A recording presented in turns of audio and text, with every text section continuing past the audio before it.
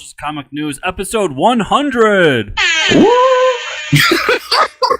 I am one of your hosts, Chris, alongside my co-host, D. Yeah, you give him the intro. An adjective. I forgot my adjectives. Oh my god! But it's Mike.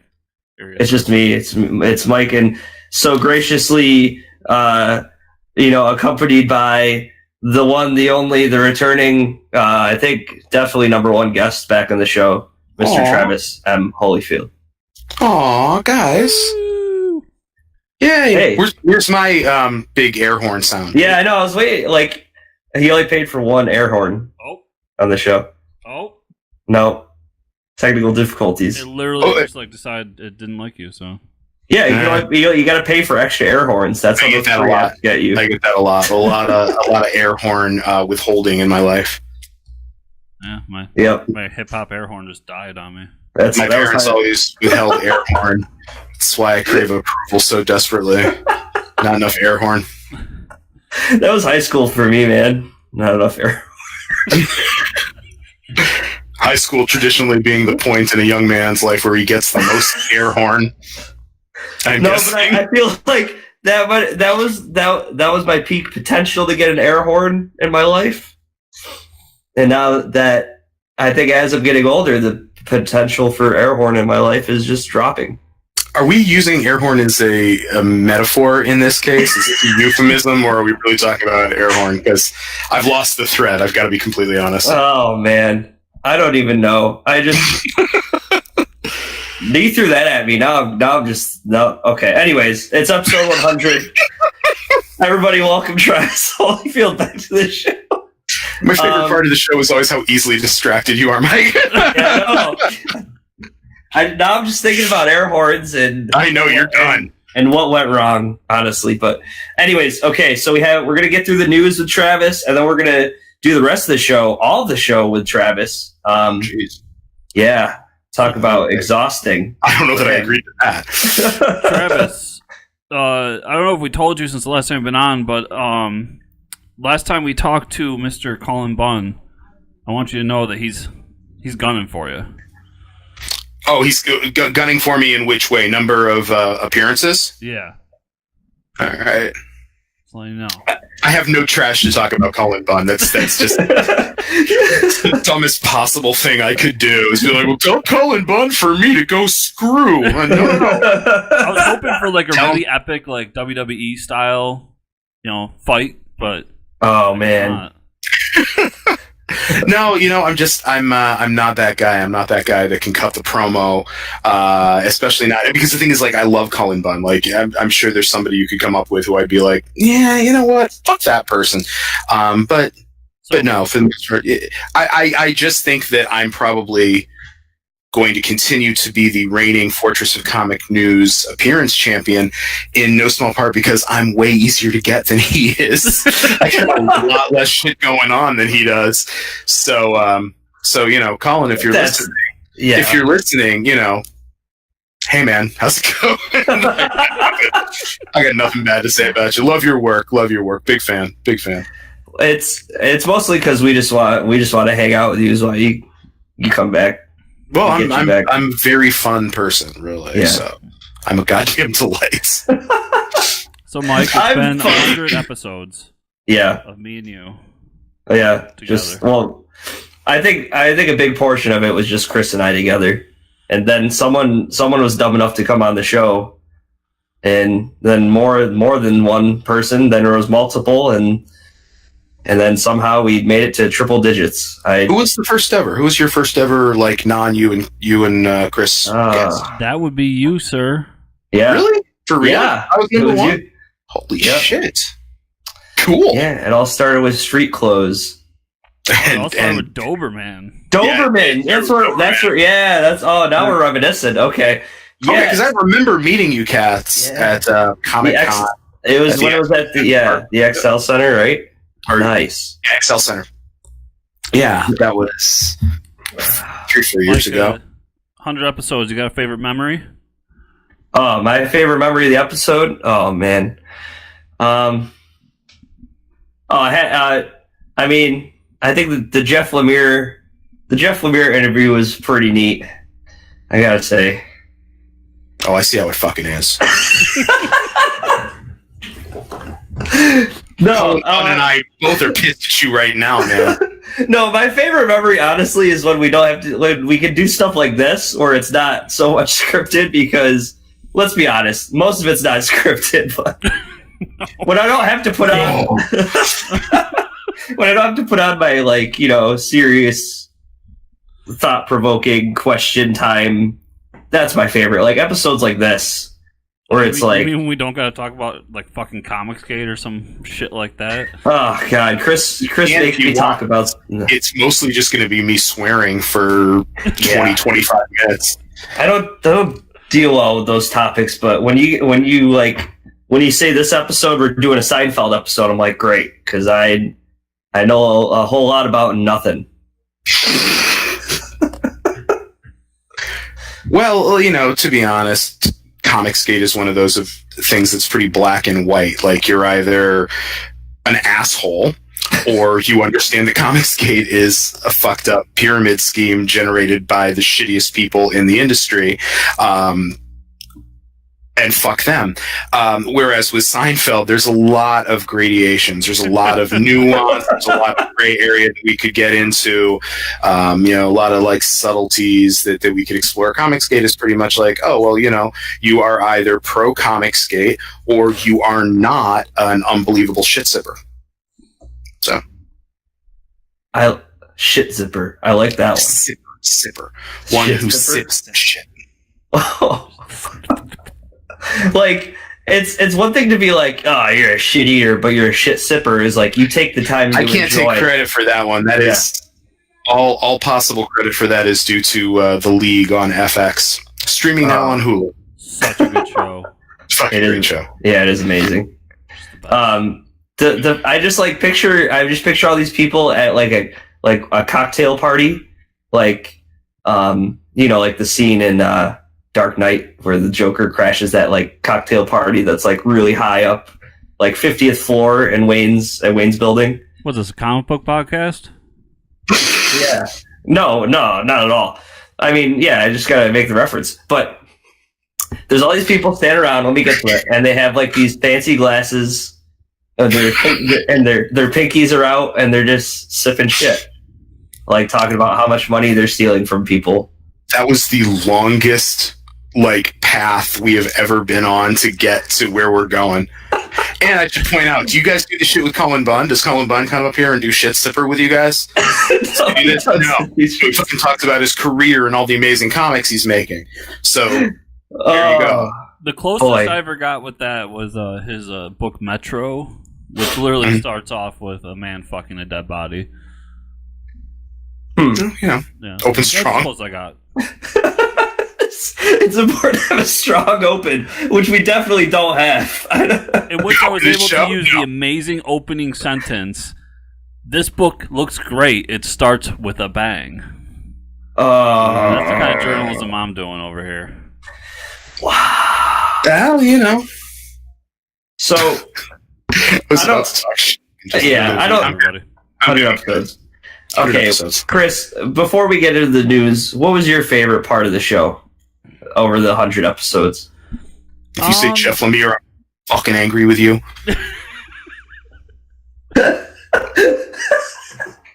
One second, I gotta think of a new one.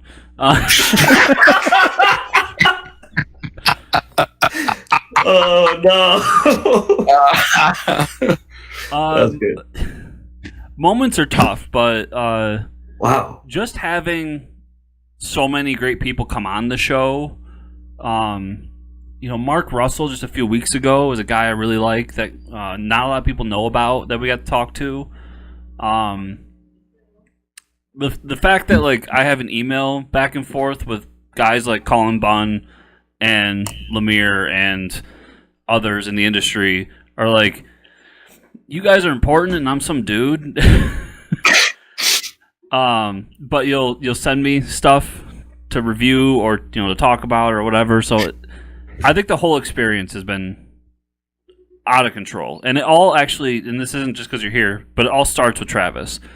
And it starts. So I'm gonna say my favorite moment was going to that con and being like, "Hey, Mike, this dude has a book, and it's kind of like Batman 66.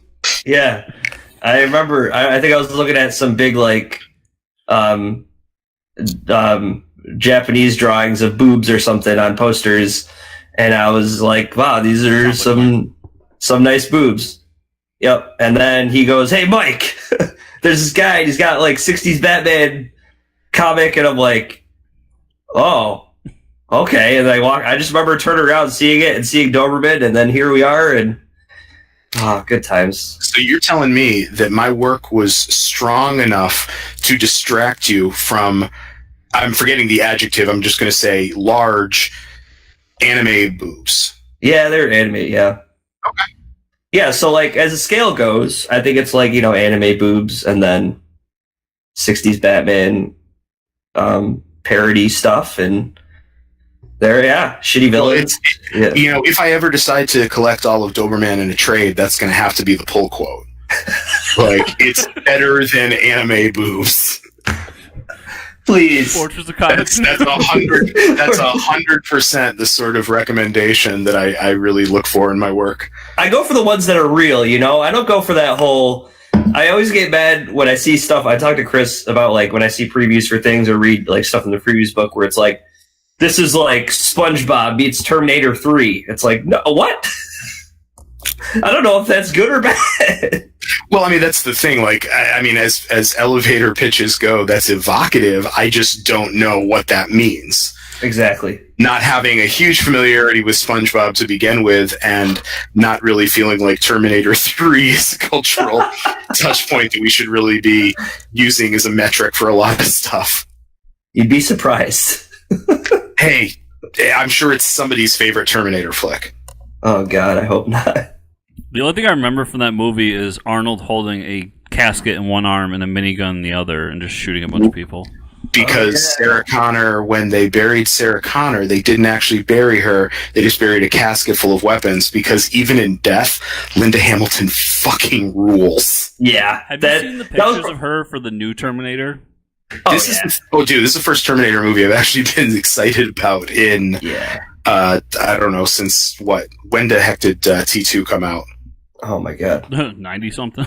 Yeah, so I mean, it has been a slippery slope of diminishing returns since then. Yeah. So I am actually pretty psyched for this. Yeah, the set pictures is like, holy shit, she's back in this, man. Yeah, man. Yeah, and she's badass. She is badass. Very badass. Okay, well, speaking of new stuff coming out, hey guys, well, I finally found a segue. The Doom Patrol teaser and the release date. The teaser was just all the Doom Patrol people like standing there and like for the holidays taking like a holiday picture. And I don't know, I like Cyborg. I guess they're adding Cyborg to the Doom Patrol. I don't know how I feel about that yet. I don't know. It was a cheesy teaser, and I guess the show will be cool. I'm kind of looking forward to it. I'm on the fence. I thought the teaser was actually really, really cool and really interesting and quirky and weird, and exactly like what you want out of a Doom Patrol series that's clearly going for the Morrison era aesthetic in what they're really doing there. I did think that adding Cyborg was a really weird choice, but who am I to say? I mean, the only thing that worries me about it is it looks like they have $0 to work with. So it does kind of, Robot Man does kind of look like a dude in a rubber suit, but but whatever, I think I'm very excited for the possibility. The problem is I don't have the streaming service, so I'm just having to watch all of these ads and be like, all right, well, maybe it's cool. Yeah, I think it's very obvious that with Titans and them going so dark with Titans and doing what they've done, that they needed to come out with something very lighthearted, and that's what they're doing here. Is they're just this trailer was to say like, listen, Titans, it was dark, it was good, but it was really dark. This one, nothing like that. We're not going down the DC path of everything is dark and gritty and serious. And this was them kind of shoving that down your throat. Although in a way, I did like it. Yeah, it's consistent for DC TV though, because if you look at the way that you had Arrow, which is a very dark, violent, crime noir kind of show. And then they followed up with The Flash, which, has its periods of kind of mopiness, but primarily, like, that show is just fun.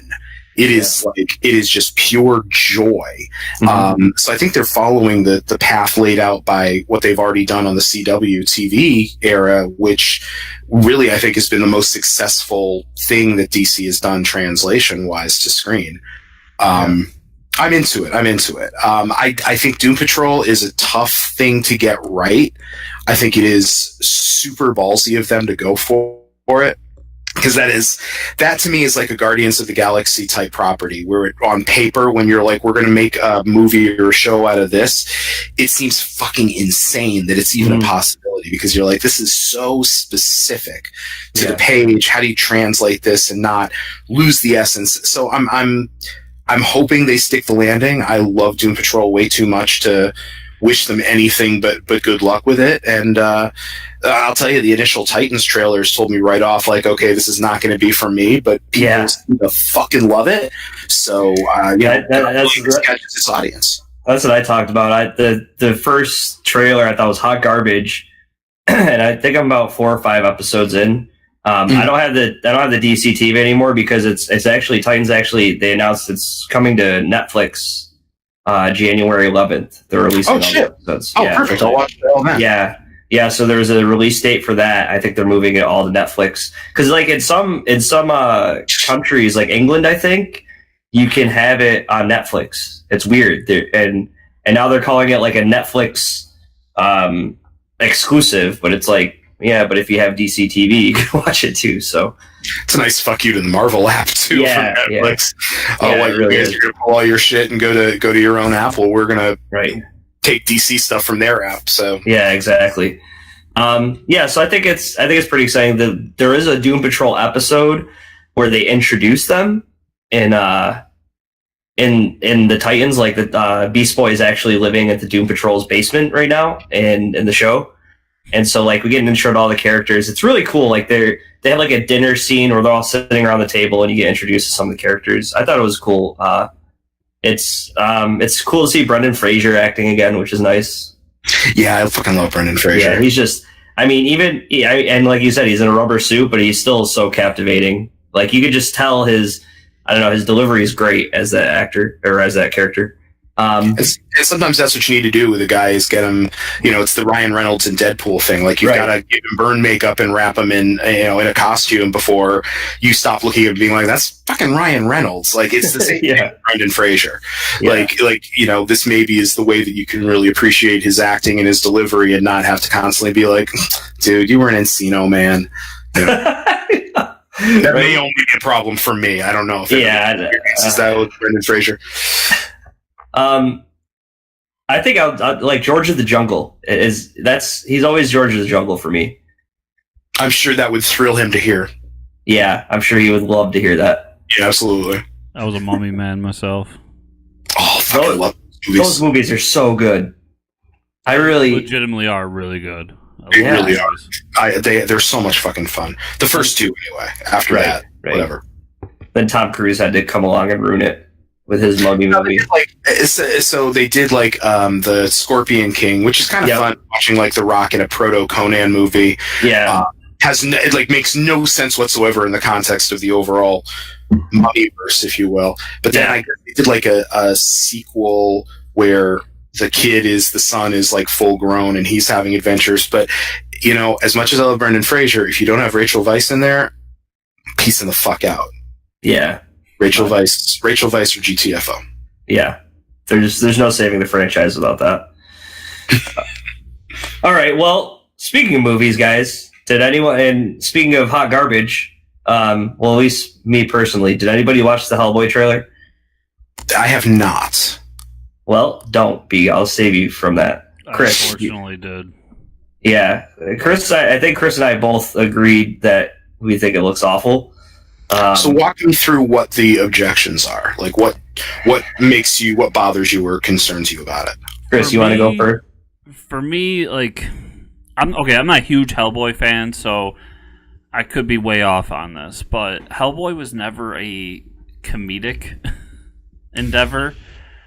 The Hellboy I've read has always been semi-serious and bent in kind of a mystical realm. Yeah.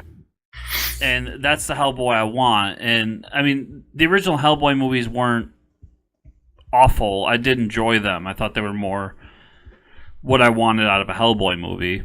And this one, it tries so hard to be Guardians of the Galaxy. Is really good. Yeah. And that's my big problem here is there's too many gags in the trailer. It's too lighthearted. And it just feels like it's a buddy cop movie with a guy with a giant arm. Yeah. Okay, I could see that. So I have not watched the trailer yet.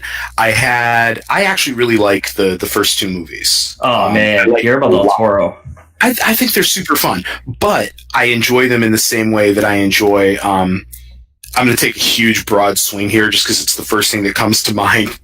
This is not an SAT level analogy. I enjoy the Guillermo del Toro Hellboy movies in the same way that I enjoy Stanley Kubrick's The Shining, which is, I really enjoy it, but it's a very distinct thing from the source material. And in order to enjoy it, I kind of have to separate the two. Like, I enjoy the source material as one thing, and it's not always a trick that I can pull with all things. Yeah. Like, I try to be, you try to be an intelligent, informed adult and be like, well, there's different translations of this, but sometimes the translations are just bad. But I really liked the first two movies, but I was psyched for the idea of a more like true to the original comics, just and even aesthetically, because the first two movies look like Guillermo del Toro movies. They don't look like Hellboy comics. They don't have that the specificity. So I was really excited visually for what I saw.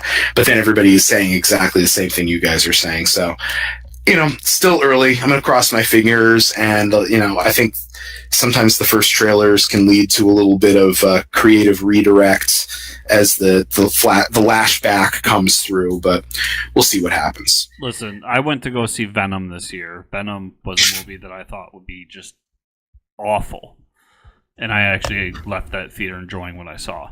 So I'm with you. I will give anything a chance, especially when it comes to comic book stuff, because it's in my blood. But this first trailer was not a good way, at least for me, to start off the hype. It should be pointed out that I do not, in fact, give everything a chance.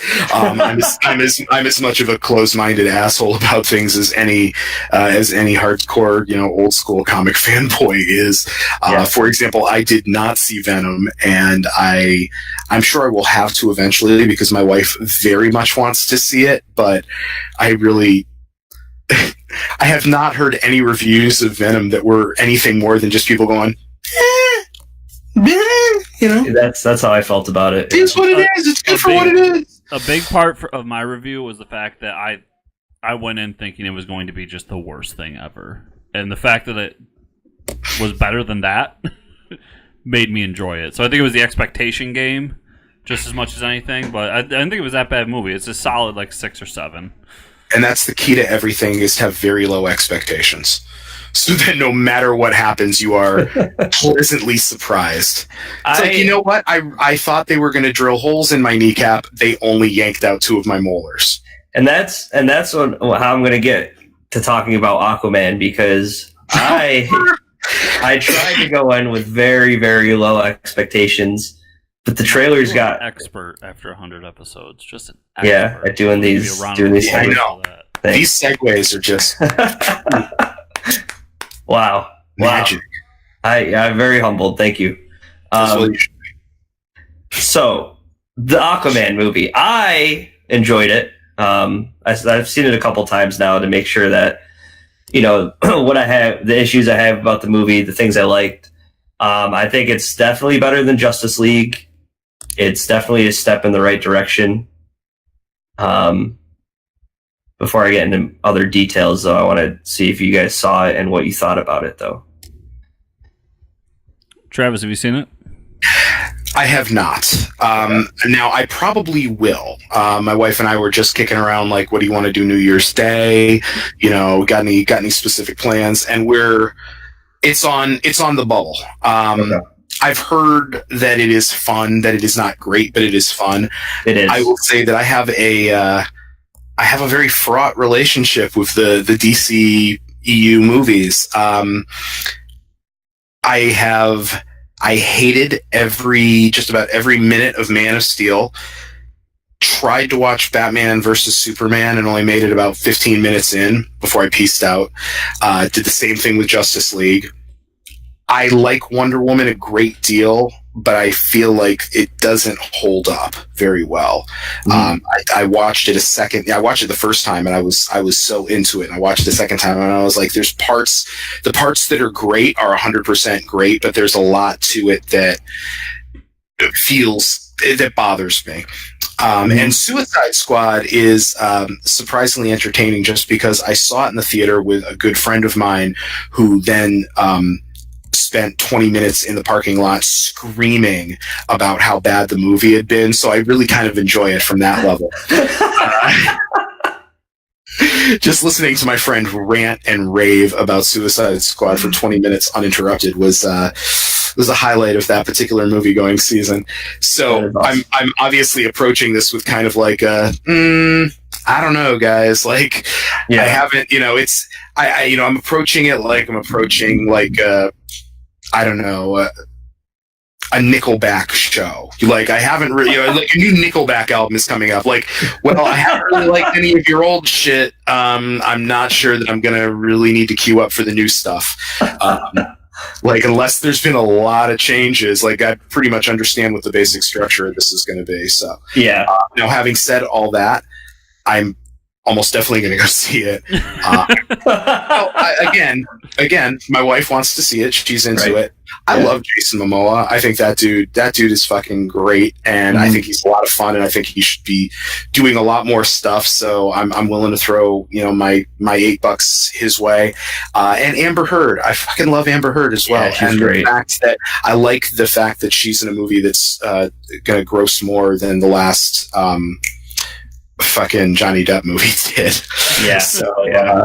So I'd be willing to again throw my $8 at making that a thing that's going to happen. So I will see it, but I have no strong opinions on it, and I'm not expecting it to be anything that really blows my socks off. So I had made it very clear that this was the movie that was going to be the hinge of everything DC universe for me, and that if this movie didn't succeed, then I was out. I might be out. It's weird because it's easily my favorite DC extended universe movie, but that bar is so low that's not saying much. Yeah. I think they had an idea for like 3 movies in one here, and just shoved as much as they could into this one movie. I thought the special effects were just unforgivable. Having Jango Fett out on the... Okay, first of all, Jango Fett plays Aquaman's dad, if people didn't know. But having Jango Fett out on a pier in front of a green screen, it's like, just go drive to a fucking pier and shoot this. Like, I don't get how they got everything so wrong in the special effects department. From how people's hair moved to just everything. Like, there's not a single thing in this movie that's shot outside of a green screen. And you notice it. That being said, they did do a lot right. The costumes are dead on, and it's fantastic. Yeah, they are. Seeing Ocean Master on screen was one of the highlights of my year. And having it be, like, perfect. Right. Black Manta looked fucking spot on from what I could see. Everyone did. Black Manta. Yeah, Black Manta was so when good. Aquaman finally gets the suit, it's so good. Yeah. It brings me so much joy. And that's why I wanted this movie to be so good. And like you said earlier, expectations. And this is my favorite DC hero, and it just didn't do it for me. And I don't know. I'm having a hard time with it because there's a good movie in there somewhere, but they tried too much, I think. Yeah, all CGI stuff aside, I had fun going. I mean, I saw the movie. I saw it twice. There's writing issues, and there's like if you want to break the movie down about, oh man, this plot device and blah blah blah, without spoiling too much. I still had fun seeing it. And it's like a comic book movie. It was awesome. It was awesome for me to see Aquaman doing all these things. And like you said, yeah, they did a lot of stuff wrong, but then there was stuff that was like, wow, this is copy paste from the comic book. Willem Dafoe as Velko is ridiculous. He's always captivating on screen, and then like Nicole Kidman kicking ass, like as Atlanta. Some of those fight scenes are really good. James Wan does some good stuff with fight scenes. He does kill it on the fight scenes in this movie. Yeah. Mm-hmm. But there's a lot of the writing is like, people are saying, oh, it's kind of cheesy and stuff, but it's like, this is a James Wan movie. Like the problem with the other, like, yeah, the Justice League and Zack Snyder has everything all over these movies. This was the only DC movie that felt like a director's movie to me. Mostly that, like, because I love James Wan and what he does with horror movies, and then I love the Fast and the Furious franchise. And the thing with James Wan, what he did with Fast and Furious is he made it so much fan service. Like, he knew what the Fast and the Furious fans wanted, but it still had like some of like the really, I don't know, cheesy one-liner dialogues, and just the way he sets up scenes.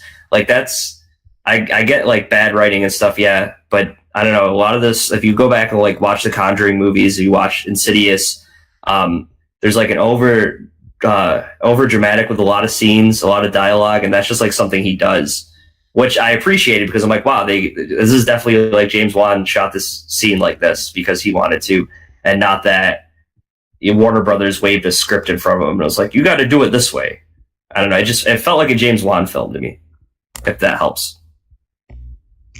Doesn't hurt. Yeah. Anyways, it's a very, to me, just on the bubble movie, like like a 5 or 6. It's watchable. It's not the worst thing ever. I went in and expected so much out of it, and wanted so much out of it, and I wanted to get that same feeling I got when I saw Captain America: First Avenger, which everyone knows Captain America is my favorite Marvel hero. And when they announced they were doing a Captain America movie, I was ecstatic. It was the greatest thing ever. So that was the kind of feeling I had going in, and it just didn't hit those notes for me. So that's tough too. It's always tough when it's a character that you care a lot about, you have a lot of affection for. A lot of people really liked the second season of Iron Fist. Iron Fist is one of my favorite Marvel characters. So Same. That was, I hated every red moment of that season. So yeah, I feel you, man. It's tough when it's a character that really resonates with you, and then you see it translated, and it's just, it doesn't hit those notes. It is a huge feeling of disappointment. Yeah. I totally agree with Iron Fist, because I don't read a whole lot of Marvel stuff, but the one thing I feel DC is lacking is a martial artist hero. Absolutely untrue. Okay, but a good story right now, like all the past issues I've read or series have been Iron Fist stories, Fair enough. Batman knows martial arts, but I don't think that really counts. But as far as like DC right now, and when they're okay, oh, an Iron Fist show is coming out, I was so excited. But Immortal Iron Fist is one of my favorite runs, one of my favorite storylines. Oh, it's fantastic. And, yeah, it's amazing. But I don't know, you're right, the show, I just couldn't do it, and that's because I had so many like thoughts about the character going into it. I was like, expectations about like what I wanted out of him, and they just didn't do it. Yeah, I mean, I will say that I don't think my expectations were unrealistic. Like I would have liked some kung fu in my kung fu show. Yeah, right. Please. I don't think that's an entirely ridiculous thing to look for. But, some type of martial arts. yeah, exactly. Like maybe just get a lead actor who knows how to throw a punch. Yeah, kicking it around. Right. At least someone that could do a roundhouse kick on their own. All right, Michael, segue us into the next bit. Oh, well, I don't know. Well, I guess like Iron Fist is a comic, and we still have to talk about the comic book news this week. So, hey, speaking of comics, I'm actually. It's really easy. It was a segue layup. Yeah, that was great. You get an assist for that one. Hey, so I'm actually really excited about Free Comic Book Day this year. Last year, I think you might have saw Travis. We set up a table and stuff at a comic book shop where the idea for the podcast was created. Mm-hmm. We got to sit outside and talk podcasts and give out some yearbooks, and we got to sign some posters, and it was really fun. Like actually, going outside and meeting people. That's always cool sometimes. And this year they've actually released the list of the Free Comic Book Day books that they're giving out. I was going through. There's nothing like too crazy on the list, but we could just go through the Riverdale book and Buffy, Firefly. This is like the only time of year you can get a new Buffy or Firefly book is from the Free Comic Book Day issue. They're not touching Firefly anymore, I don't think, as far as like series go. Well, Boom Studios just took them over, so it's the Welcome to the Whedonverse book. This is their introduction into what they're doing moving forward.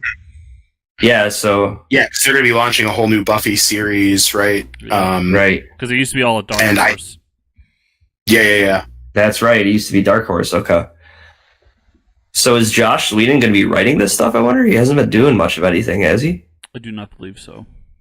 Stranger Things book. I guess that'll be pretty cool. I don't know. As far as like continuity goes, I can't imagine they're going to do anything too crazy with this book to like, I don't know. No, but that's not the point. The point is, hey, you're somebody who digs Stranger Things, who digs that 80s nostalgia vibe that they have. By the way, did we mention that there's a comic? I think it's the same thing with like the Doctor Who comics or really any of the licensed comics. You're not going to see them really kind of reflect back and impact what is the property, but it's more supplemental stuff for people that are into the property, and God willing, it gets an extra, body or two into a comic book store. So, yeah, Leia's not going to die in the Star Wars comic. She's going to die in the movie. And so, I'm one of those guys that reads every Star Wars comic, so I know what Travis is saying. Like, it's all about just, you like this thing, here's more of it. Exactly. It's just scratching that itch. And I mean, in some cases it does inform, like especially when it's, particularly well curated kind of universe, the stuff that you see with, I think like some of like the BioWare extended stuff, like the Dragon Age comics and the Mass Effect comics that they do, stuff like that. Like that seems to be stuff that impacts the overall universe, but because you're not doing it about like the main 3 characters or whatever, you can have a little bit more license to tell different stories. Yeah. Okay. That's a good way to go about it then. All right. Well, either way, I think I'm going to pick this one up to read it. Huge fan of Stranger Things. The DC book they're not showing, and the Marvel book they're not showing, but the Marvel says it has like special 10-page short stories about the way they're going to be setting up the Marvel universe moving forward, and then there's a special guest showing up. Whatever that means. It's definitely going to have something to do with War of the Realms. Because it comes out around that time, so there's no way it doesn't. Yep. The DC book, there's another event coming. Yeah. I think they just haven't announced behind it. Bendis is doing something. That's my prediction. I think that's the same prediction. Yeah. They went out of their way to get Bendis. Yeah. And paid a lot for him. I think he's doing something big. The Teenage Mutant Ninja Turtles, IDW, that's pretty standard. Image Comics is releasing a Deadly Class one-shot, which is Deadly Class is a pretty popular book. And they're doing the new sci-fi show on Deadly Class, so that'll be really? It's a perfect connection. Yeah. Oh, Yeah, okay. it's the Russo brothers actually are doing the that's right. the Deadly really? Class show. Yep. Yeah, they used to do TV before they did the Avengers movie. I think it's gonna be pretty great. Yeah, Yeah. they were the Arrested Development guys. Yep. Doctor Who. I don't read those books, but I'm sure those fans are excited for that. Oh, there you go. Is the newest Doctor the 13th Doctor? That is indeed the newest Doctor. So I think this is her first introduction in the comics. I don't believe that's the case. I think Jodie Hauser has been doing. I don't know if it's Jodie Hauser or not. I think they've been Jodie doing. Whittaker. No. I'm talking about the writer of the book. Oh, okay. I think they've been doing some Doctor Who stuff. I'm a little behind the bell curve, but I think she's already had some books out with the 13th Doctor. Oh, okay. I could be wrong, though. I'm sure somebody will jump in online and tell me how fucking wrong I am. Disney's Descendants. Oh, man. Disney's new Fortune Chapter 1. Chris is very excited for this one. Yeah, Disney manga. Yeah, Disney manga, your two favorite things. Bloodshot Special. That's It's typical. almost like Vin Diesel's doing a Bloodshot movie next year. Yeah, it's like, man, they're trying to get you to read is he this for character. real? Seriously? I didn't know that. That's awesome. Yeah. He signed up to do a Bloodshot movie. But my problem is Bloodshot has hair, right? I think that. He does. Yeah. Vin You're Diesel. telling me, I've never seen Vin Diesel with hair. and you never will. Which Valiant hero is the one that's silver with the red? That's Bloodshot. That's Bloodshot? I thought he was bald. Yeah. Okay.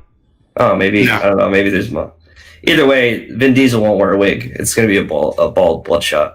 As well it should be. I don't think... The last thing I want in my Bloodshot movie is to spend the whole time staring at it being like, is that a frickin' wig? If he wears a I wig, don't know. if he wears a wig, and this is huge spoilers for Venom, but the after credit sequence has Woody Harrelson as Carnage. I want a wig that bad. Yeah, it was a really bad wig in Venom. Oh my god. Yeah, Woody Harrelson Wig is with the symbiote. That's what it is. his wig is he does have red hair. He looks like Woody Harrelson with a Raggedy Ann doll hair. Yeah, it's like the wig they used in Arrow. They packaged it up, threw it in a box, and shipped it to the guys filming Venom. And they're like, "Here, you could use the wig now too." And they're like, "Wow, it looks just as bad as when Ollie is wearing it on Arrow." Pokemon, I chose you. Pokemon Adventures sounds fun. I'm down. Animosity Tales by Aftershock Comics. Definitely picking that one up. Yeah, Definitely. Marguerite Bennett's stuff is great. Yeah. Aftershock, one of the better, smaller publishers in the industry right now. They've been killing it with everything. Yeah, agreed. They've been doing really, really good work. This is a pretty exciting one. Dragonfly and Dragonfly Man #1 from Ahoy Comics. And I've talked about this book a bunch of times on the show. Are you digging the Wrong Earth? Oh man, it's on my pull list. Yeah. Oh, it's a really, really cool book. I'm It stoked. is.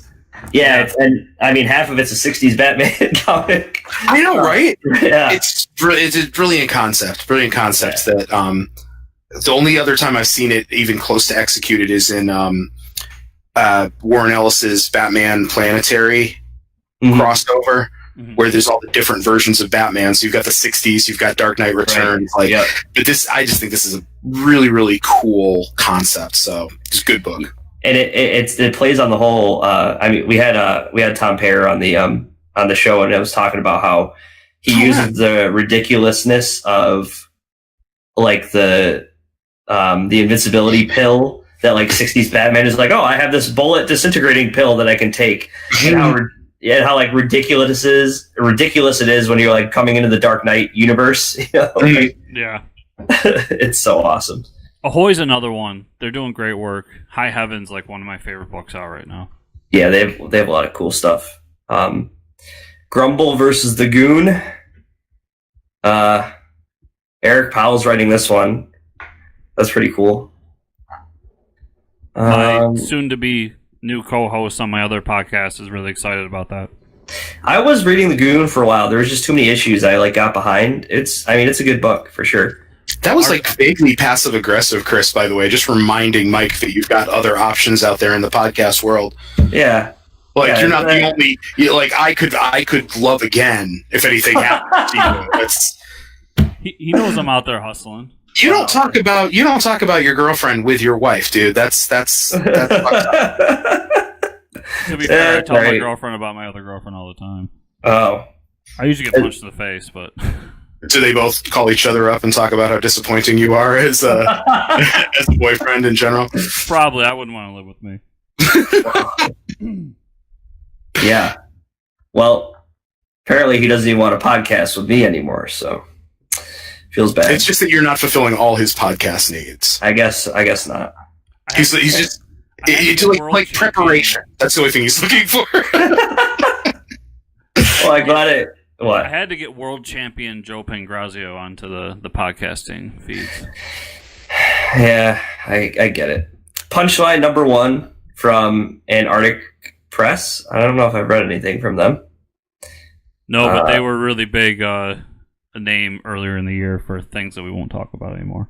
Yeah. A Yeah. little problematic. I've read plenty of Antarctic books, but I don't know anything about this one. Go Fish by Arcana Studio. Finally, the adaptation we've been asking for. Yeah. It's We can move on. Yeah. I was like, I really hope he doesn't expect me to say anything about this book because I'm gonna crash and burn. Lady Mechanica. I got super confused at Chris's feigned excitement there for a minute. Me too. I'm looking off to the side because I've got the list up on my phone, so I keep looking. I was looking at the book really carefully, wait, for real? Yeah. You're into that, huh? Okay, man. I was searching within that one, and I didn't see anything. Lady Mechanica. This is that steampunk fill they gotta get in the free comic book day, so they're usually pretty cool stories. I might, I think I'm going to try to check this one out because I like steampunk conceptually. Yeah. I don't look at it and just be like, no, I'm piecing the fuck out of this, but I don't really have any exposure. I haven't found what's the steampunk thing I could get into. So this looks like it may be up my alley. Yeah, it's pretty interesting. She's a steampunk, all her limbs are mechanical and no memory of how she got them. So dope. All right, yeah. I will definitely check up for that. She looks pretty badass. Lumberjanes by Boom Studio. Fucking great book. Yeah, it's pretty cool. Lumberjanes, if you never read it, is worth your time. Lumberjanes is 100% worth your time. Lumberjanes, if you have any kids, young women in your life that are looking to get into comics that are interested, it's a great book for it's great for everybody. But I've handed off the first couple Lumberjanes trades to a number of young people in my life because I am 72. But I've got nieces, I got cousins, I've got friends who have kids and they're looking to get into comics, and I've handed this off and it's never failed to just immediately click. Such a great book. So Captain Canuck. I will say something about Captain Canuck. Last free comic book day, this was the first book to go. Out of all the books, Captain Canuck went first.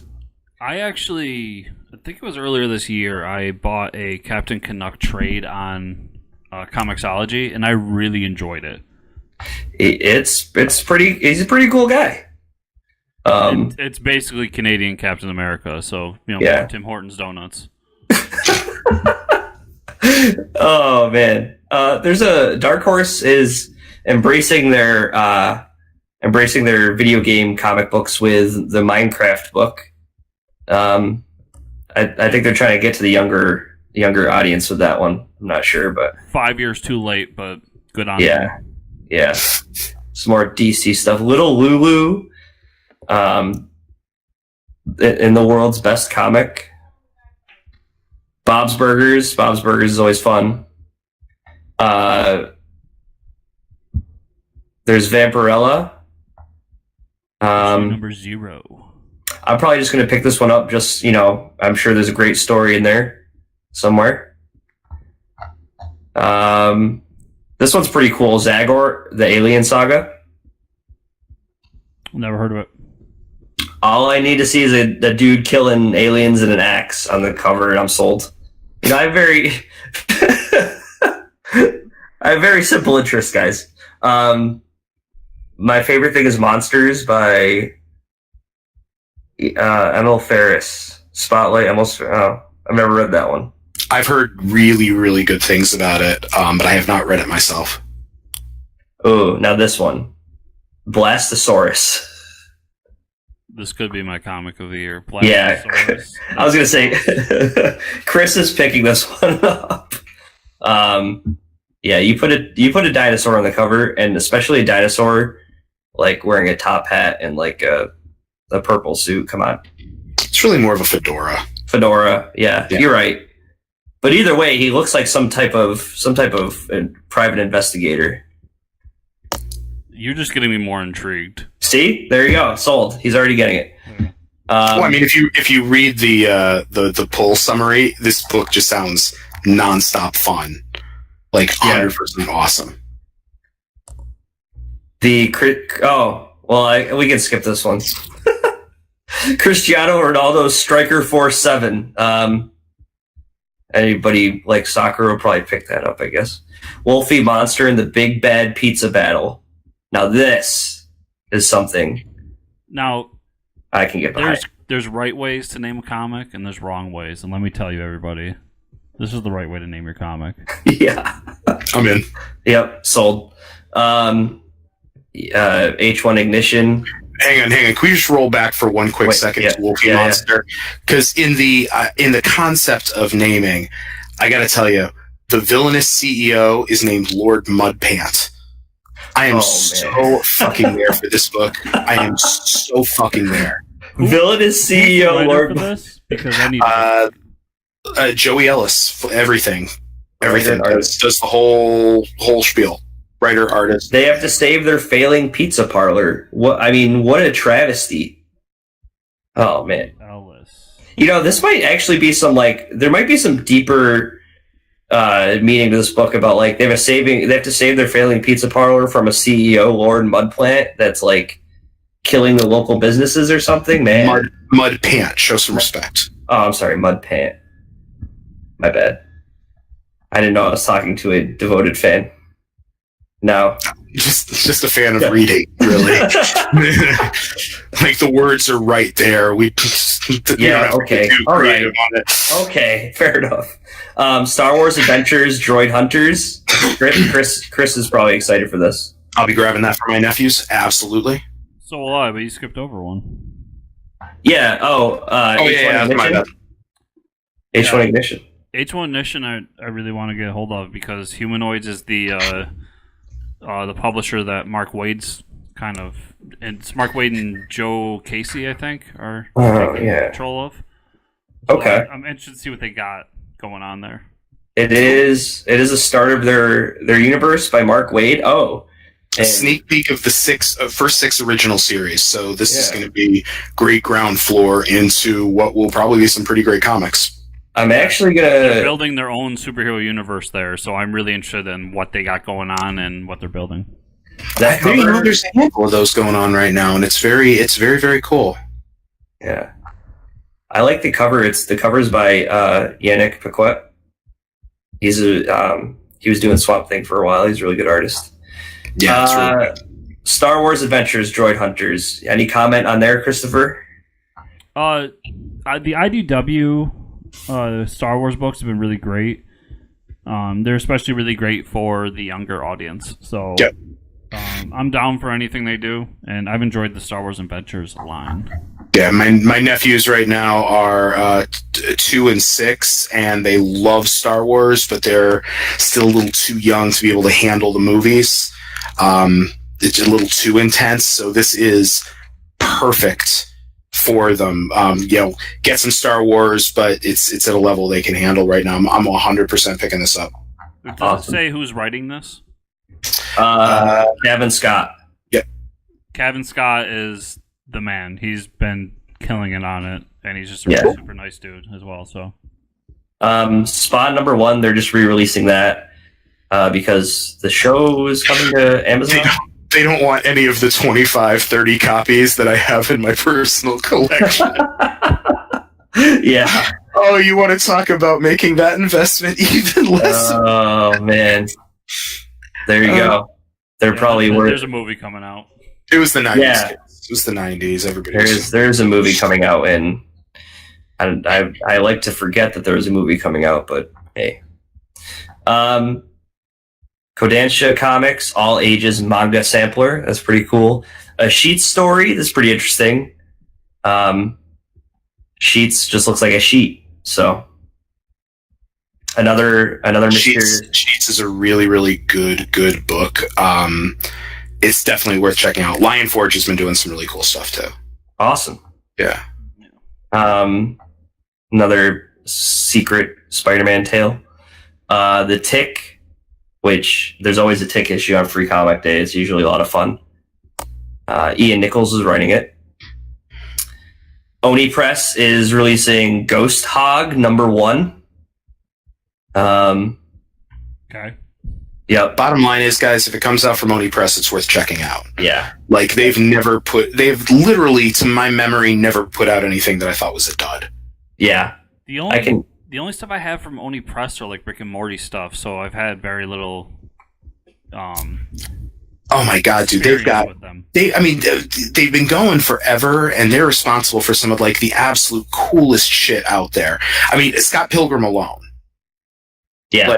Like you can kind of start there, but they've got so much great. The Queen and Country stuff that they've got out. The Whiteout, I think, is out through them. I mean, I could go all day. I mean, they're even responsible for like the first handful of Kevin Smith comics coming out, like when he was actually doing like Clerks and Mallrats and yeah, they did all One Man and Chronic comics, things like that. They did a lot. I'm pretty sure they did Ted Naife's Courtney Crumrin and Polly and the Pirates books, which are fucking fantastic. Oni Press is one of my favorite publishers. So if you see something coming out under them, just fucking snag it. Grab it. Gilbert. Yeah, so there's that by Art Baltazar, if you're interested in that. Oh, Lucy, really? Yeah. I mean, some of these are just all ages books, guys, that are really not going to appeal to you. It's just the bottom line. Yeah. But Art Baltazar is a guy he makes good stuff, so. The Dark Age Afterburn one shot. That looks pretty cool. Red 5 does some cool work. There's Scout Comics Presents Midnight Sky, which looks like a horror book, so I'll probably be picking that up. There's Hope #1 by Source Point Press. I don't know too much about those guys. Never heard of them. But Starburns Presents. I'm 100% getting this book. Yes. How do you not pick this book up?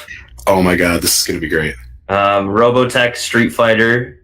Those are some pretty cool properties. My Hero Academia. Those are two separate books. That's not a crossover. Right, yeah, not a crossover. They're Titan and Udon Entertainment. There's a Street Fighter book every year. There's usually some type of Titan comic. Then there's Kino's Journey. Don't know. My Hero Academia is a really cool show. It's an anime that I started watching. It's insanely popular. I saw so much. Yeah. I did not know what it is, and then I met a very nice young lady at a convention this year who sat me down and gave me a kind of quick once-over. So I'm now mildly educated in My Hero Academia. No, she was good about it. I was like, who's that one? She's like, that's someone. So she set me up. That's awesome. It's actually really cool. So, Andrea, if you were within the sound of my voice, thank you very much for meeting me and my wife at not one but two conventions this year, and for explaining My Hero Academia to me. So awesome! It's a really good anime. I started watching it, and it's funny because it has it's an anime, but it has all the superhero tropes in it. You know, they kind of make fun of those. Malika Fire and Frost by Unique Studios. Get it? Unique. Youneek. I get that one. Defend Comics. You know what makes jokes better, Mike, is when you explain them. Oh yeah, I got it. When you take the time to break it down and explain it, that's what makes it awesome. Chris tells me that too. You know, Chris says that. 1 second, it's Defend Comics, by the way. Yeah, did I say Defend Comics? You said defund. Oh, well, that'd be funny because it's published by the Comic Book Legal Defense Fund. My bad. Yeah, so it's. I mean, hey, listen. The moral of the story is, if it's a free comic, there's nothing better than free, right? There's nothing ever, and what's better than free? Free comics. At least that's what we say to people, and when we get them to come in and take the free comics. Yeah, and the Comic Book Day isn't really about the free comics, to be honest. It's it's getting together with your comic book community locally, and every proprietor has some sort of sale going on. So go to your local comic book store, support them every day, but support them on Free Comic Book Day as well. It's just an amazing day. I know our store owner just does so many amazing things. So. And it's not just the day for meeting with your community, it's the day for expanding your community. And the thing that's great about Free Comic Book Day is that I will categorically say that none of the books that we've been talking about here are bad. Like, they're all publishers putting best and brightest forward, looking to introduce people to stuff that they probably weren't aware of. So talk to folks that you know that have kids. Because, got to get more kids in. That's where the industry is going to grow. And there's so many great all ages or middle grade or young adult books in that list. Talk to people you know. If you know people that have, I have a couple people I know who they've got young adolescent sons who hate reading. Mm-hmm. They just hate reading books. So they started putting comics in front of them, and that's how they get them in. Everybody, there is a comic out there for literally everybody. So, get people to the store. Make little carpools. Bring people to the store so they can check it out. And the most important thing, make sure that whoever is going isn't just grabbing all the free swag and leaving. Throw some money at your stores. There is a significant investment from comic book stores to do Free Comic Book Day. It's only free to us, the consumer. To the stores, it costs them a shit ton of money. So make sure that you're actually spending some cash while you're in there, and and maybe make it the day to check out something that you've never checked out before. Look for a book that you've never picked up and grab it off the shelf and try to find something brand new that's gonna turn you on.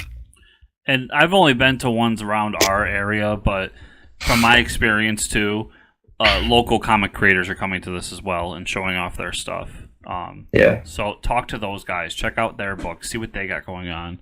You never know what small, truly independent book is going to become something you really enjoy. Which reminds me, as an independent local guy, no, I have no idea where I'm going to be this year for Free Comic Book Day. This would be a perfect time for me to drop a plug, and I have no plug to plug. Damn. All right. Well, I'm sure we'll be at Two Kings Comics again, because I can't imagine going anywhere else. Yeah, they're the only place that'll have us. Just kidding. Remind me to tell you guys my Free Comic Book Day story at some point. Oh, boy. It's a good story. Oh, boy. I can't wait to hear this one.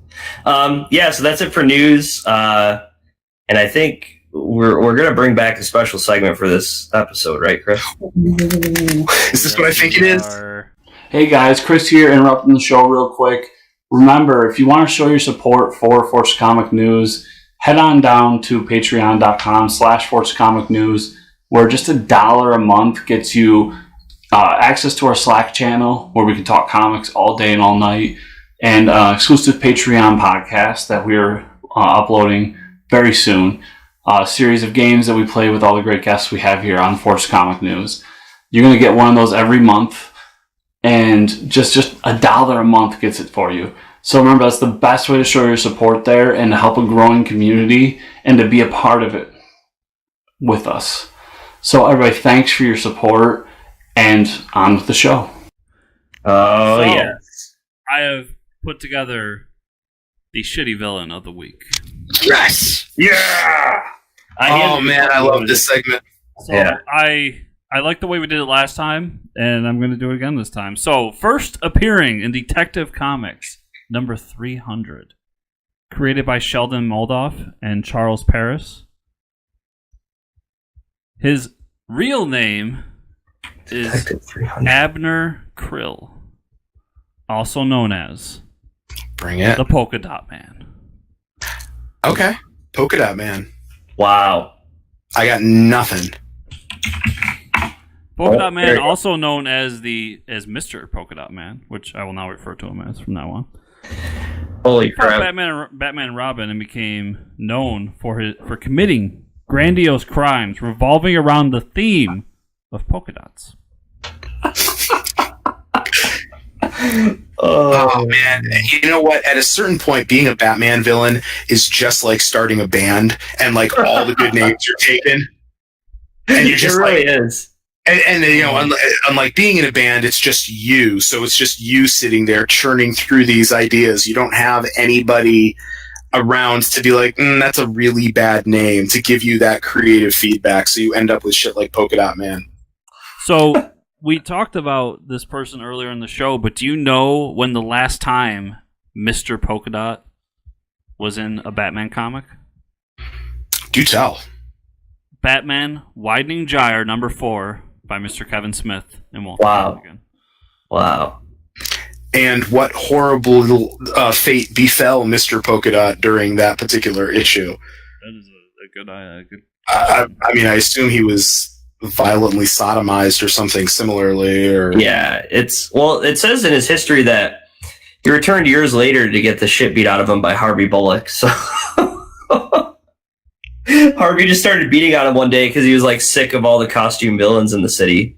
Wow. All right, this is a little interesting though, because I'm looking at his powers, Right. and my gut joke when Chris pulled this up, because just a little behind the scenes, how the sausage is made of this podcast. I had no idea this was happening. Yeah. Hence my incredible eye contacts that I'm making here as I look shit up on myself. But when he brought it up, I was like, well, just wait 5 more minutes, think about it, and become the Spot instead, which is not a great, but an interesting Spider-Man villain. Right. One who Bendis used not too long ago in Jessica Jones. But I'm looking at Polka Dot Man's powers. He has little dots. The black is simply referred to as a hole. It opened up what appeared to be a teleportation transport system and was presumably developed with assistance from Immortus. I have no idea what that means contextually, but I'm just saying, is that not exactly the character of the Spot for Marvel? Yes, but has he ever used his power to open up a wormhole in which Spider-Man was trying to punch him and then send that fist back at Spider-Man?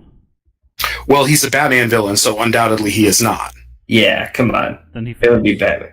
Well, the things that I found were interesting. It said gimmicked dots used by Polka Dot Man. There's a flying buzzsaw dot. There's a flying saucer dot, which I guess like the non-lethal version of the flying buzzsaw. No. It expands into a flat man-sized glider, steered by a series of buttons or switches on Polka Dot Man's belt. So he's got to stand there and steer it with his belt. Yeah. There's a Shit ain't gonna steer itself, man. sun dot, resembled the model of a sun and emitted a blinding it's a flashbang grenade is what it Yeah. is. It's flashbang. Bubble dot. Wow. It's Looks like another transport. yeah, just a transport. Fist dots. Oh. They were See, thrown this at once. This is what bothers me about this. Huh. They were thrown and gimmicked to resemble human fists. But okay, so how is that on brand? Like, how is the dots becoming fists on brands? Just throw your dots, dude. Yeah, just throw the dots. But it's Basically, once you have a flying buzzsaw dot, just become Buzzsaw Man. yeah. Yeah, just like that's way better. And it sounds way more lethal than I don't know. So with great lines such as "That's all she wrote." Oh my god. Wow. But I'm checking here to see my favorite thing with any Batman villain, and yes, indeed, he was in the Lego Batman movie. That is awesome. So we all know our favorite Batman meme on the internet. Can you see this? Oh yeah. It's Batman punching Polka Dot Man. I didn't know that was even a thing. I Wow. believe this is the original version of it. I think so too. I think you are right. Right on the dot. Oh my god. By now you should be seeing spots before your eyes, Mr. Polka Dot. That's a double polka dot pun in one line. And I got to tell you, as the creator of Doberman, the Canine Crusader, a book that runs, let's just say, pun heavy, I really appreciate the fact that they doubled down in there. Yeah, they weren't just like one and done. They were like, okay, this scene's over. It's like we could get to that is the writer strongly feeling like I can just afford to toss these out 2 and 3 at a time. I got these puns for days. I respect that very much. That shit is not easy. That shit is harder than you might think, buddy. So, like, when is Polka Dot Man? When is he a good villain? Like, where would he ever be a good villain? I don't even know. What kind of universe do you build around this guy? You can't do anything. I would say that he's somebody that you team up with the Rainbow Raider, Crazy, and then Crazy Quilt, and God, I don't know. Is there somebody whose theme is stripes, like Candy Cane Man or some shit? If there's not, I'm happy to. Can we get a Modox 10 or Modox 11 for? That's exactly where I'm going. I'm going with like this idea of just like the most garish Batman villains that he's got. Just like get them all together. I have no fun name for this. That'll be. How about okay? So I'm gonna offer a contest. Oh, all right. Yeah, let's see this. All right. So, listeners or viewers of the pod, because I assume you guys do have an audience, right? Yeah, it's a couple people. I mean, 100 episodes. There's got to be somebody watching. Yeah. So, anybody that wants to can write in with their best collective villain name for a team composed of Mr. Polka Dot Man, Rainbow Raider, Crazy Quilt, and then I'm looking for other members to join this team. Give us the members, give us the pun name. We'll let Mike and Chris pick the best answer, and whoever is the recipient, I will send you out a copy of Doberman Volumes 1 and 2. Oh, there it is. All right, well, I'm gonna get my answers together. You're not fucking eligible, Mike. You and Chris can't participate. This is for the audience. Not everything's about you. All right. Yeah, that is.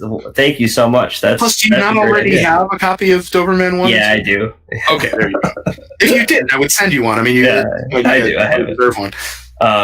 Yeah, so that is awesome. Yeah, do that. Send it to Chris's personal email. FortressComicNews@gmail.com. Yeah, that's his personal email. Yeah, hand out his cell phone number. Right. We want to hear your ideas for that. Yeah, that'd be awesome. Text him you up, send him a dick pic, and then give of Batman villains for this new crew that we're putting together. It's always Batman villains that are always the shittiest. It's not that they're the shittiest. It's that look at the amount of time that Batman has existed over. Look at the idea that they were creating new villains pretty much every month or every other month for a long time. And, there's going to be some real duds in that group. I mean, let's face facts. The Flash, widely considered to have the best rogues gallery, he's got some real duds in there, too. Yeah. So, my list, I was going to go with the Slug. Are you familiar with the Slug? I am familiar with the Slug. Yeah. But he doesn't really... Oh, okay. So you're not trying to fit him into this new crew that we're putting together. No, this was... Because he definitely is not thematically on this is what I was trying to figure out before the show. So it was him, and then it was a villain that's not in either Marvel or DC, but it was interesting because her only ability is that she is a hermaphrodite, and it is he/she. Yeah, I'm glad you didn't go with that one. And that was more just like, who thought of that? Because I think you can find out exactly who thought of that simply by looking at the creation credits, right, and finding out what the content is. I feel like that was a 1940s just random, because it was in like Good Boy Comics number 9 or something weird. Yeah. Really, because I think there are legitimate people working right now in a movement we're not going to mention who 100% have that character, and it's not a very flattering character. Yeah, so the list was rough this week. I had a hard time finding stuff, but Polka Dot Man really stood out to me. I enjoy the whole polka dot theme they had going on. I can't imagine a worse villain out of the ones we've done. I think Armless Tiger Man was probably the worst. Armless Tiger Man, so great. Like he's got a tiger gimmick, but he doesn't have arms, so he would just scratch people with his feet. Oh yeah, no, I'm very aware with Armless Tiger Man. It's like, what were they? I'm still on the crusade to get Codpiece back in comics. So yeah, Codpiece is coming back. We're gonna do it. All right, so now I'm looking up He/She, and Charles Biro apparently is the person who created. Okay, I just got to read this quote, guys. The deadliest of the species is the female. The strongest of the species is the male. No. Combine these with the killer instinct, and you have the most cunning, the most vicious, the most fiendish killer of all time. Jesus Christ. And the fucked up part is that it really appears that this character is in the public domain, which means that we're about a month away from Richard Meyer finding out that she exists and making a fucking shitty comic about the character. Oh, no. Jesus Christ. I didn't know there was that much info. Hey, Google, my friend. The Slug, on the other hand, is a character who, despite being a weird Kingpin knockoff, I actually do remember genuinely sort of enjoying the character's first appearance. yeah, he was just funny because his only like superpower is being fat. He If that's a asphyxiated. superpower, then I'm doing pretty good. Well, no, you got to be super, super fat though, because this dude, like, if you remember, his preferred method of murdering his villains his enemies was by smothering them in the folds of his fat. Oh my god. I'm sure I can get there. Like, if you remember the first Blade movie, Yes. that vampire. The fat vampire. Oh yeah, my that's god. basically what this character looked like, except try to imagine a cross between that vampire and Pitbull. Because, like, bald sunglasses, that's really what this character looked like. Oh, I may just be projecting negative things about Pitbull. I honestly don't know right now, but that's what I associate. I have to say, the worst part about the Aquaman movie is that Pitbull wrote a song for it. Okay. And it's in the movie, and it's like they land at the Sahara Desert, and Pitbull's song starts playing where he samples "Bless the Rains," Africa by Toto. Oh, Africa. Yes. So I'm sorry to ruin that for you, but Pitbull ruined Aquaman for me. I'm just gonna let you know. I was really confused how you were going to connect this conversation with Aquaman. It was in the movie. That actually was a very, like, linear connection. I didn't have to jump through too many hoops to get there. Yeah, no. So here's my Toto Africa story for you guys. Oh boy. So it was New York Comic Con. I want to say, like, it was a while ago, probably like 2009, 2010, somewhere in there. And my wife and I and a bunch of my friends, we were all staying at the New Yorker Hotel. There's a McDonald's right across the street from the New Yorker Hotel. So that's where we would go and we just grab a quick breakfast, go to the show every day. Mm-hmm. I'm in there one morning for the show, just getting breakfast, ready to head out with my wife and one of our good friends. And the three of us are sitting there eating. And the music playing through the speakers is Toto's Africa.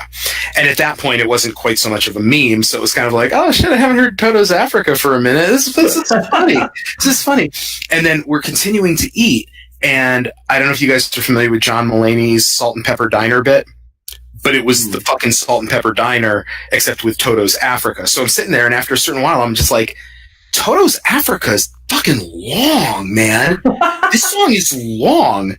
And then we're listening, and it winds up, and then it immediately starts again. So So what we realized is we haven't been listening to a really long version of Toto's Africa. Toto's Africa is playing on a loop in this McDonald's. Oh no. And like, no shit, we listened to it 2 more times, and then we're finally like, all right, we got to get out of here. So I get out of there. I go to the garbage can because it's, you know, a midtown McDonald's. There is a security guard standing there. And this dude, he's got this like 1,000-yard stare of just boredom and like a wish for something violent to happen so we could actually have 5 minutes of entertainment. So I walk up and I throw my stuff in the garbage and I put my tray down and I look at him and he looks at me and I just point up at the speaker and I was like, hey. And he just looks at me and he goes, all goddamn day. Every goddamn day. And I was like, shit, I am sorry. And I bailed out. But I was just like the fact that dude has not snapped and murdered everybody in that McDonald's says a lot for the healing powers of Toto. That is, yeah. That's my Toto Africa story. Holy shit. That's worse. I don't even know what I would do with myself. I mean, now he's living, like, imagine him, he can't even go out to a bar now without it being played. Like, he had to hear it all day at work, then he goes out to a bar and everybody's playing that song now. Can you imagine a guy at Aquaman at that point? Just like enjoying it, watching the movie. The dude's Aquaman. He's kidding me. He has like non-flashback. He's just like, it's like Manchurian Candidate style. He hears those first couple notes of Africa and then just like goes on a kill spree. Oh, Jesus. Like that's the thing that activates him Jason Bourne style. Oh my God. He's just like, it's nowhere. Is no place sacred. Oh, man. Just wanted to watch a nice movie about Jason Momoa as an underwater superhero who talks to fish. Fucking Africa shows up. Brings me back to the 3 years I spent as a McDonald's security guard. Saw some shit, man. Oh my God. You know what they don't train you for as a McDonald's security guard? The fucking Hamburglar. It should be the first thing they train you for. But no, you're never prepared when that fucking guy shows up. Nobody's caught him yet. He's the Hamburglar. I know. It's fucking notorious. I know. Like, you should go into a McDonald's and there should be a Hamburglar wanted poster up everywhere. There should be. You know, I'm really upset that there's a generation of children that are going to grow up not knowing what the Grimace is. It's a sad world. I mean, in the sense that they're not aware of his existence. Nobody really knows what the Grimace is. Yeah. Isn't he the chicken nugget? No. I always thought he was like a walking, talking chicken McNugget. He's purple, dude. Well, like, you know, really stale, like nasty chicken. That's a rubbish. That is an absolute garbage advertisement for the Chicken McNugget. No, Grimace predates the Chicken McNuggets, actually. His existence predates. Yeah. The Chicken McNuggets, if I remember correctly, were just represented, much like the Fry Guys, by a series of tiny little puppets in a box. Huh. Child of the 80s, man. I have a lot of McDonald's TV commercials knowledge. Wow. Do you remember the Burger King gang? Jesus Christ, no. That sounds like a crime wave. Okay, no, I don't remember this either. Look this up. There was like near the tail end of the McDonald's crew, Burger King came up with their own like gang of, they're like pseudo superhero kind of things. But the thing that's weird about it is that there's a kid in a wheelchair, and they name him Wheels. And I feel like that's just super insensitive. Yeah. At the very least, it's tragically on the nose. Looking at him right now. Oh no. Wheels. Oh, you guys can see Wheels. And they call there's Wheels. And it looks like is that the Latin American kid they call Lingo? Oh my God. Yes. Everything is really like here, so okay, I recognize Kid Vid. Yeah. Like Kid Vid. Moron in the corner. I recognize him. Yep. IQ. Wow. This looks like a really like a comic that they hand you in middle school to like not do drugs. It looked like an Archie comic. Which ironically makes me want to do all the drugs that are. Now I just need to go buy more drugs. Yeah, exactly. Like, you know what would make this comic a lot better? all Drugs. Oh, wow. Not encouraging smoking as an enhancement activity. Just saying a lot of those anti-drug comics are a lot funnier if you're high. Oh my God. They have a kids club. Where are they now? And all of them are 500 pounds sitting on, oh my God, are sitting on wheelchairs. And the one that was in a wheelchair, Wheels, is now dead. And there's a golden wheelchair that says in memoriam. This is fan fiction, I'm assuming. This is not like... Yeah. This is not canonical to the Burger King experience. But the fact that someone took the time to draw all these characters... and making this Burger King extended universe. Why? Someone took the time to draw these characters again as, like, overweight and old. This is crazy. I'm sure it was an exercise for therapy. They were working some shit out. There's got to be some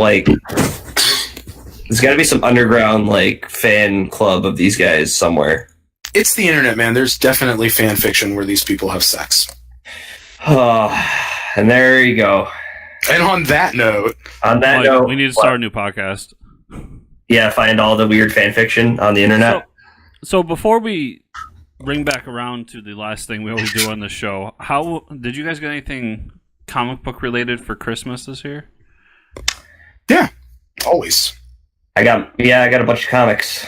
Yep. Okay. Did you? Yeah. I thought that was going to be a much more interesting topic, but okay. No, I've got my boss bought me socks, so I have Flash, Batman, and Superman socks because she knows I like weird socks and she knows I like superheroes. There you go. I have my wife got me the Silver Surfer omnibus. The Dan Slott Silver Surfer run. So that's really run. Go back and run through that again. Yeah, I actually events I kind of fell off towards the end, so I'm really excited to have it all together. And Allred's art is so fucking rad in that book. Like, I love Mad Men, I love his X-Force stuff, but I gotta tell you, like, there's times when I think that Silver Surfer run is what that dude was meant to draw. It is so fucking good. That is Allred at his best in that run. I'm with you. It's so fucking great. Yeah. Let's see. I got not comic book related, but I received the Dungeons and Dragons Art and Arcana book, which is really like a visual history of all of the visuals and art throughout the history of Dungeons and Dragons, and it's absolutely gorgeous, and it's so many flashbacks to like my childhood, like junior high, high school, like, oh my god, like just great art. What else? I'm sure I got a couple other things too that I'm remembering. Oh, I got a great t-shirt from TeePublic my wife got me, which has all the remember like in the 70s and 80s they would have the bar in the upper corner of Marvel Comics that had all the character heads. Yeah, little heads, yeah. Yeah, this is all the Avengers. So and I think I got one other big collection, but I'm hard-pressed to remember off the top of my head which one it is right now. But yeah, so I always, like, anybody that knows me knows, like, oh, comic book stuff, if you want to get Travis something, just throw something comic book at that. It doesn't matter what. Yeah, I think I mostly got comics. But it's pretty just a bunch of single issues, a bunch of different stuff. This is the first year I got nothing comic related. What? Well, I'm sure it also becomes the point, like, what do you get the man who has everything? Yeah. Sure. Well, yeah. So I did get some Eagles socks and a bunch of other random socks, because I, too, enjoy some funky socks. And I did get this fantastic pineapple. Oh. Yeah. Wow. Jesus. Yeah, I've been playing with it the whole episode. So when you eat that, you get the radioactive powers of a pineapple. Yeah. That's what I'm hoping. And you become Mr. Pineapple Man. Mr. Pineapple Man. What is Mr. And then he definitely is going to end up joining with Crazy Quilt, Rainbow Raider, and Polka Dot Man. We need to stop the show. I gotta get back to writing. He's got to go. And I got Super Smash Brothers, which is awesome. Oh yeah, that's always a good time. But yeah, nothing comic book related. It was weird. That is weird. On that note, Mike, what comics did you read this week? On the note that Chris was disappointed with his Christmas haul. Yeah, you gotta keep the segues to me, guys. I had a huge pile that I caught up on and read, but basically what I've been reading Just going to go through a quick Cliff Notes version. But I do want to talk about a book that just came out over the last couple weeks. Freedom Fighters #1.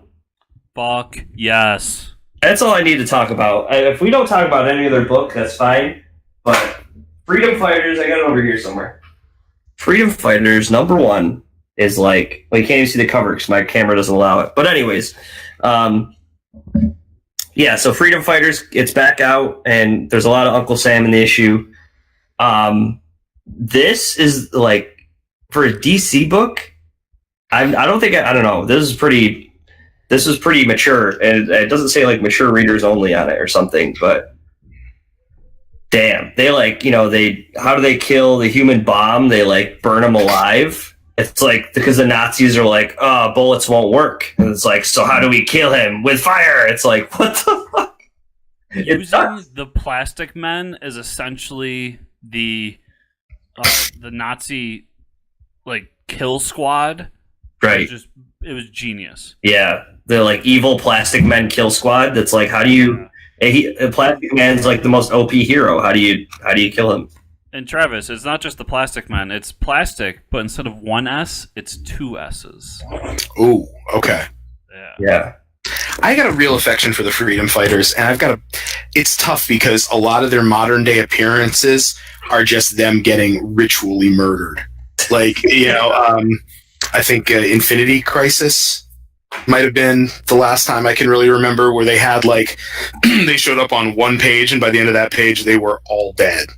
Yeah. Well, I'm really happy with this one because I really got into the Freedom Fighters like when Multiversity came out, and that one issue was like the standout of that series. And then I went back and read all the Freedom Fighters stuff that I could find, but none of it was what I wanted. I wanted that Grant Morrison Freedom Fighters. Right, which is a very specific and honestly, it's not a thing that you get in most areas. Right, that's not how they're usually portrayed. Yeah, so that's what this is. This is Earth X. The Freedom Fighters are killed in the first like half of the book, and we get a time jump, and we're going to be introduced to the new Freedom Fighters. We're going to fight more of a modern day Nazi regime. And I also really like that. I love that alternate history of, what if the Nazis won?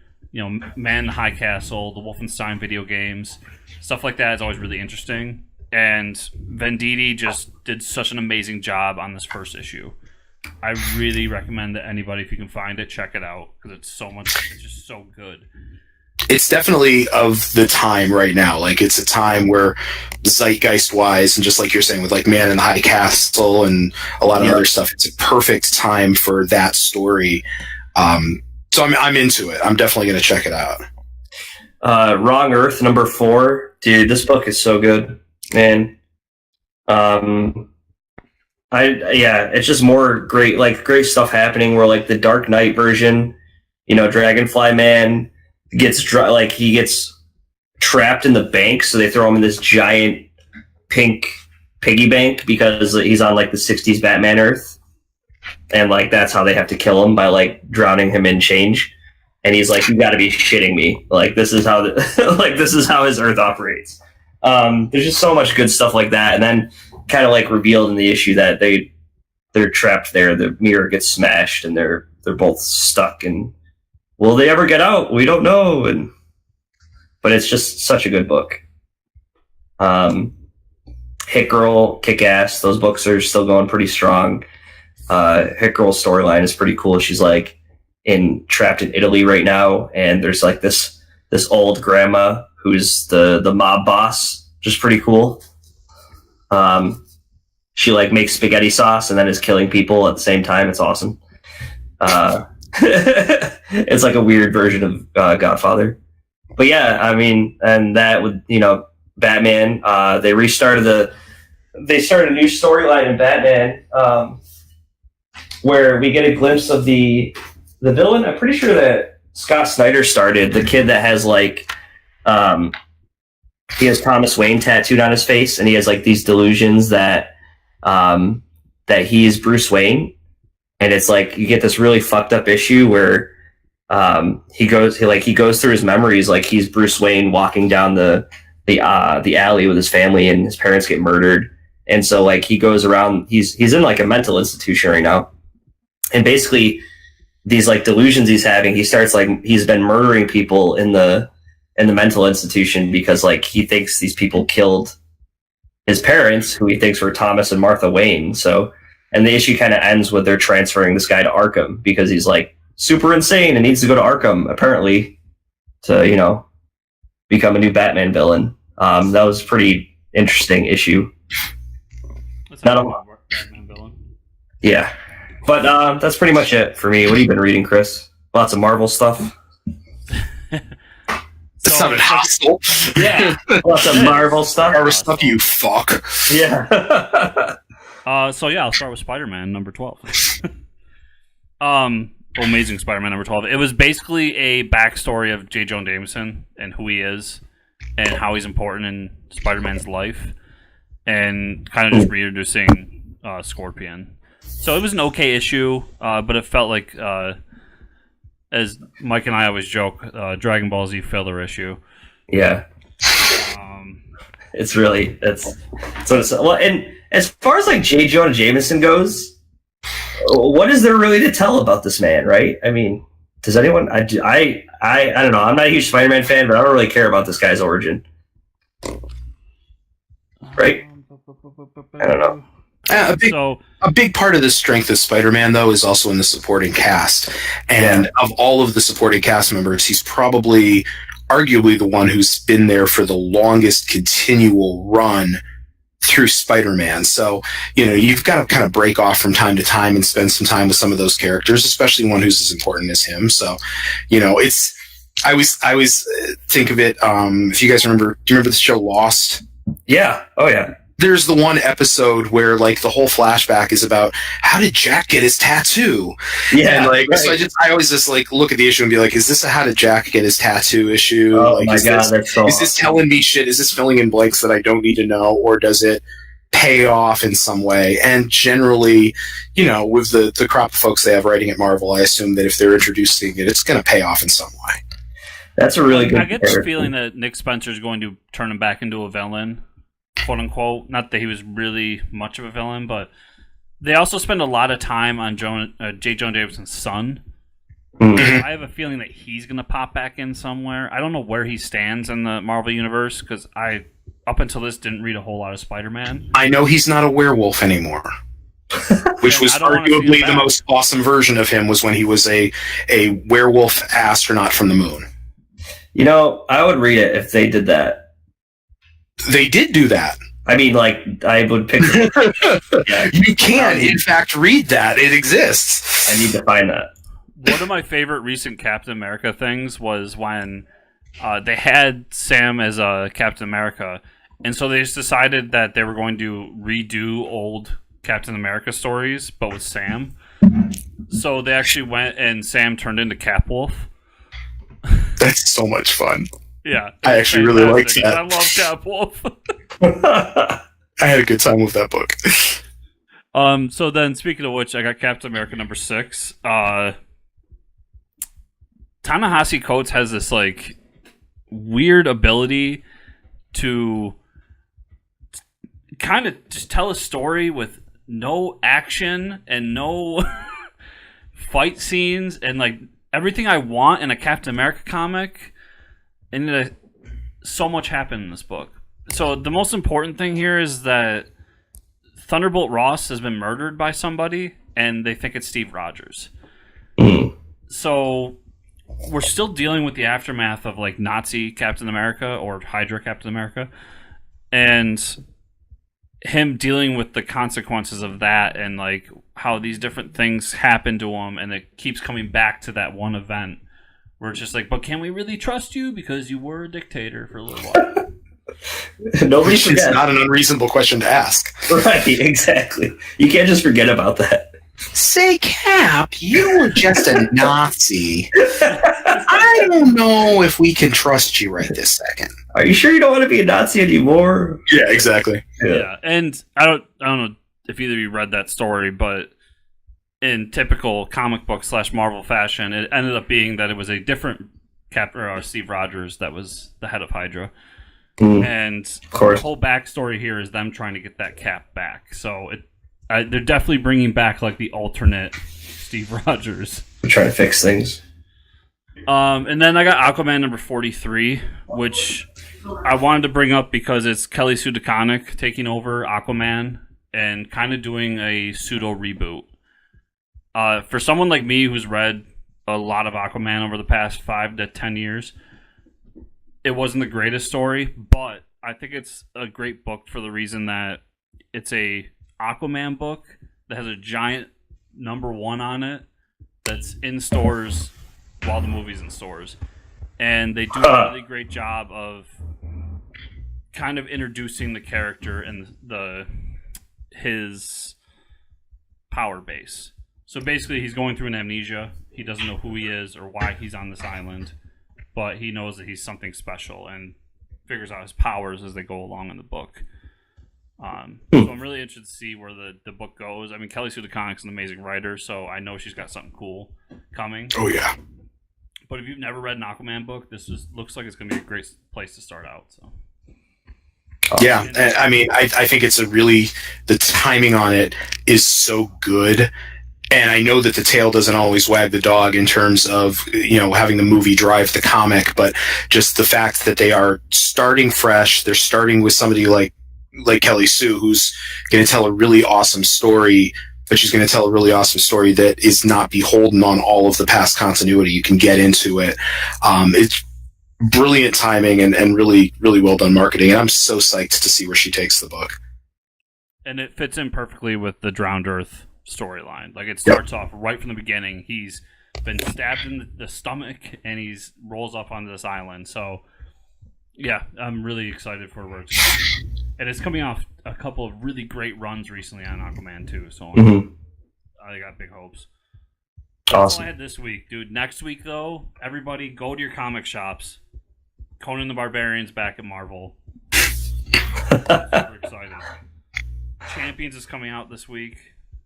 Fresh reboot of that. There's so many good books coming out to start 2019.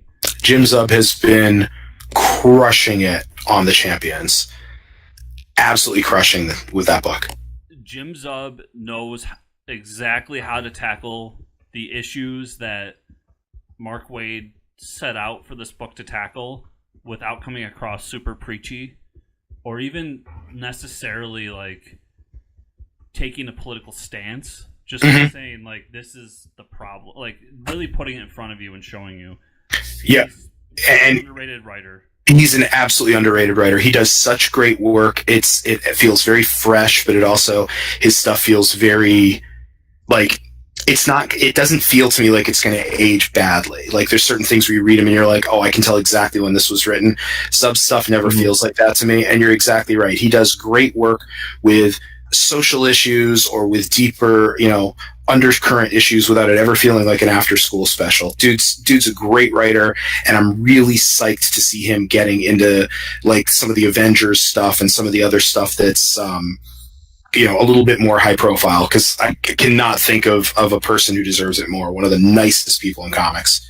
If you are an aspiring comic writer and you are not following Jim Zub on social media and looking up his old blog posts, you are doing yourself a huge disservice, because he's a smart guy with an educator's brain, and he will tell you like it is. He'll give you really good information. It's never discouraging. It's all just this is how the industry works. These are things that I've done. It should honestly be required viewing and reading for anybody who wants to make a business or wants to make comics. Can't say enough nice things about Zub. He has an amazing Patreon as well. If you go to his Patreon, he actually posts like old scripts. Now they have to be like a certain time frame because they're usually Marvel scripts or even IDW scripts. And he has to give a buffer zone, but he posts those and talks about those and talks about story structure. One of the best Patreons you can get if you're like a big comic nerd or want to break into comics. Awesome. But with all that, Mike, actually I'm going to start with Travis. All that, Travis, if people people want to find all these amazing Wow. comics you make and your insight, where can they find you on the internet? Well, if this is your first time meeting me via the podcast, I have just completed my latest series. It's a 5-issue series called Street Clothes, about an ex-supervillain who gets pulled back in to do one last big heist. I am, in fact, tomorrow morning headed out to the post office first thing to send out all of the Kickstarter awards from that big campaign. So be looking for that to get out. So that book will be on Comixology probably within the next 2 to 3 months, and you'll be able to get a hard copy of that or Doberman, the Canine Crusader. Doberman is currently on Comixology. If you like 60s Batman or The Tick or dog puns or people getting hit with mallets or giant talking dinosaurs. Basically, if you like fun comics, go check out Doberman, the Canine Crusader, and look for Street Clothes to come out. You can find me at my webpage, which is travismholyfield.com.